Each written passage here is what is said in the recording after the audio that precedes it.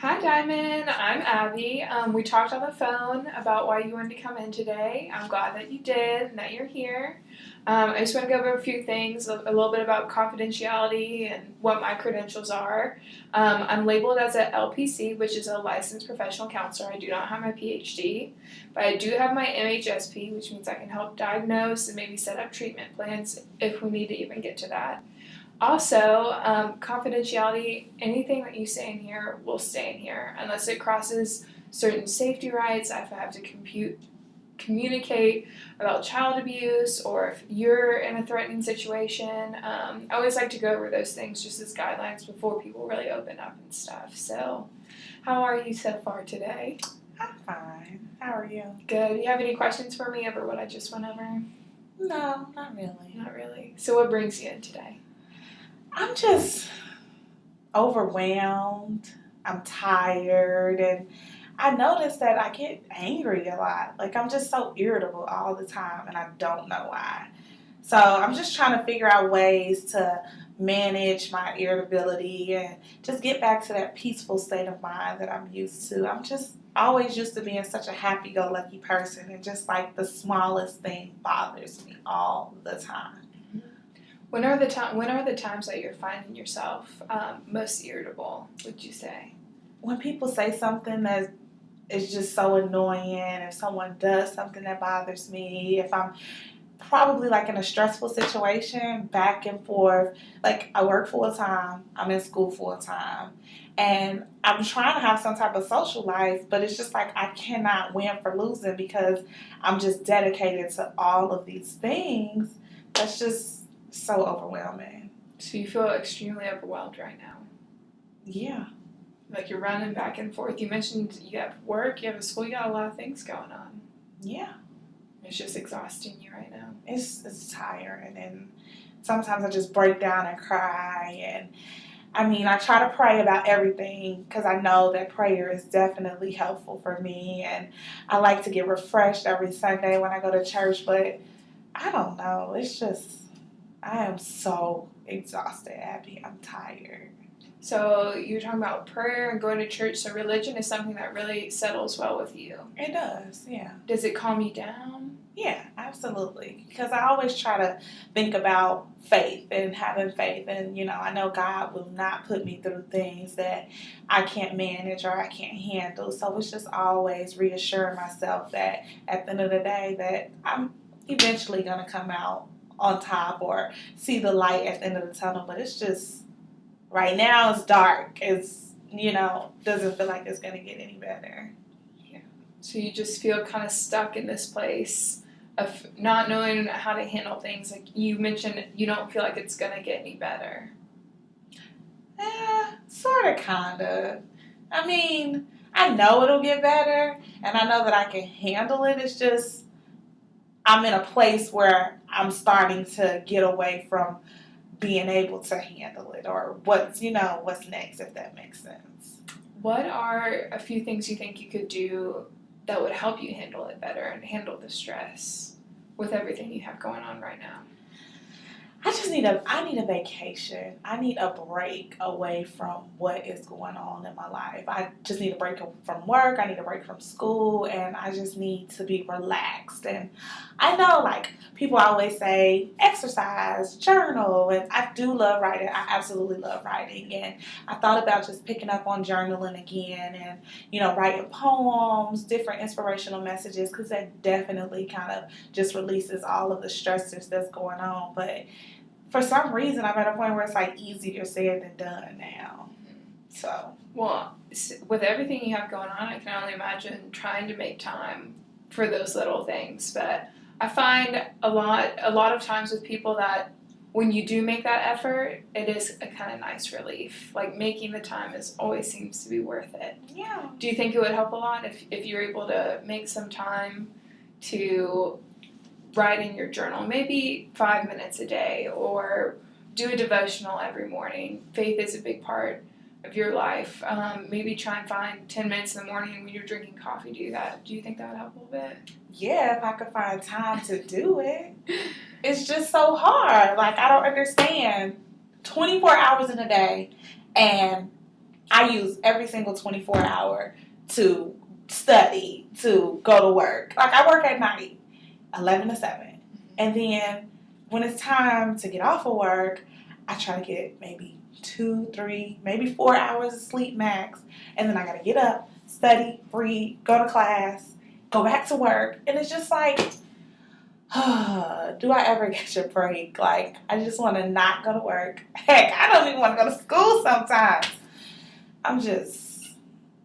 I don't know where to find the time to be able to do the things that I enjoy, like journaling, to be able to release some of the anger that's inside of me, or, and maybe it's not even anger, it's just so much going on that it's easier to kind of have a short fuse sometimes. So going back to that, the main reason you said that brought you in today is irritability. Most oftentimes you feel that, you're so fine, you feel that whenever you're stressed out. What do you think what is a way, other than, because you're pressed for time right now, what is something you think you could do that would help you with that irritability and stress? I don't know. I keep telling myself, like, maybe I should just say, hey, it's okay to take yourself away from school maybe a few hours out of the day. Like, you can catch back up on it, and hey, stop picking up extra shifts at work where you can to dedicate some time to yourself and be less stressed and irritable and overwhelmed. So, I tell myself that, and then I'm like, I need this money, and then, I need to be prepared for class. So it's just kind of like a lose-lose situation, and I don't know. Like, I feel like I have it figured out in my head, but that's why I'm here, because obviously I don't have it figured out in my head. So, I don't know, Abby. I don't know. So what I'm hearing is it's kind of weighing the pros and cons of, do I want this money more? Do I want to be prepared for class? Or should I really take a break and just let myself relax? Those are kind of, like you said, it's a lose-lose situation. Yeah. Which one do you think will be better for you in the long run? Well, of course, common sense says that I should definitely take a break. But then, me being the perfectionist that I am, I can't take a break. I need to be able to talk about what I read in class, or I need to have $5,000 in my savings account by July. I don't know. I think I put so much pressure on myself that I don't need to. And then I'm starting to think, because I don't have so much support around me, like my family are in Cincinnati and in Charlotte, so to have that physical support is definitely kind of putting a lot of, maybe, like, not doubt, but I just kind of feel sad sometimes about it. So that constitutes towards irritability and anger, because I just wish that they were here where I could just drop everything and, love on my mama and just hug my mama. Yeah, she's a phone call away, but it's different when you kind of just doing everything on your own. And I think that's where I get kind of frustrated. And I see others and I'm like, oh my gosh, I wish that my mom was here, or I wish I didn't have to do this while I was in school, and, I wish I didn't have to work so hard. So maybe all of that could be contributing factors, because, it's different to have your support system here with you and not with you. So two major things I'm hearing. You mentioned you're a perfectionist. And I would say you've got a lot on your plate. You're in school, you're in work. That shows so much dedication. Do you ever think there's moments where you're like, you know what, Diamond, it's okay that I'm not perfect? Yeah, but I know that, like, I have this family that thinks I'm supposed to be, like, this top-notch doctor in the future. So it's like you got to push yourself and dedicate yourself and do everything that you have to be what you want to be in life. But I know that life isn't perfect, I know, but it's just hard because I'm kind of like used to everything being in a particular way, and I don't know. I don't really get bad grades, and I'm in a master's program where I know this is preparing me for being able to help others. So it's just like, I want to know everything that I'm learning and know it the right way, not just read it and go on about my business. Yeah. So it's just like, I really want to retain the information and understand everything that I'm learning. Does that make sense? Yeah, no, it completely makes sense. I completely understand that. I think another thing too I heard you say is the expectation of your family. I feel like that's playing a lot on you. You know, you mentioned your mom and how much she means to you and the expectation your family has for you. And I know that they're not just like, be a doctor or die, but it's like, I know that they're so proud of me being this far, and it's just like I cannot fail and I don't want to fail. So, and oh, Diamond's doing so well. She works at Vanderbilt and she's in school and she's able to manage the both. And it's just like, yeah, I'm managing it, but am I managing it well? So, it all sounds like superficial first world problems, but You're I just want to be at peace and be relaxed and be happier and, not have to work so hard and not have to, dedicate 25 million things to just school and work. Be able to take some time for myself to actually be happy, I guess. Well, I heard you mention you're afraid to fail. And I know for a lot of people, failure means different things. Is failure in your eyes like actually dropping out of school, or is it getting a B in a class or getting a C in a class? Is it maybe not working as often, not making a certain amount of money? What's your... Failure for me is not being everything that I said I would be. And I have so many, and not being able to accomplish the goals that I have established for myself.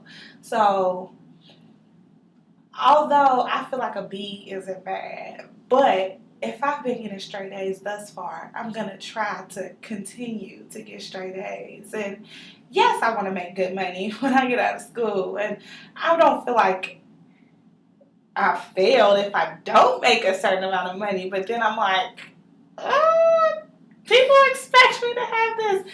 So I don't know. It's just, failure is just not living up to my own expectations, let alone my family. So it's just kind of like, I know that I have these particular goals for myself, and if I don't accomplish them, then I failed. What are some of those goals?